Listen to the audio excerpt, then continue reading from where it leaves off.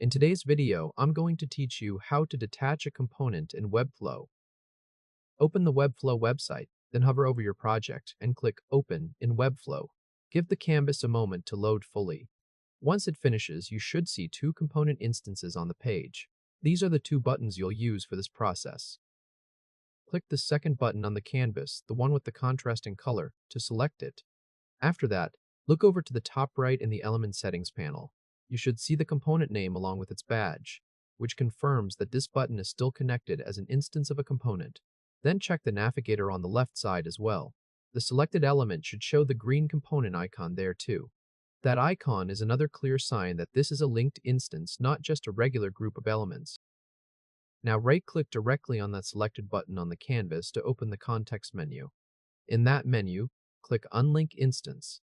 As soon as you do that, the component badge disappears from the element. That change means the instance has been detached successfully.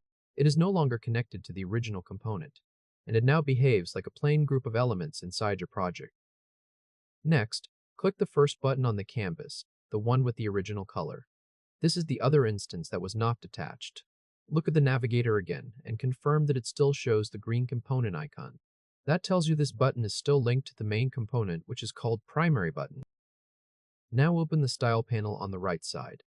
With the Unlinked button selected, change its background color to a different color. This is just to verify that the detached element is now independent. When the color changes, the other button should stay exactly the same.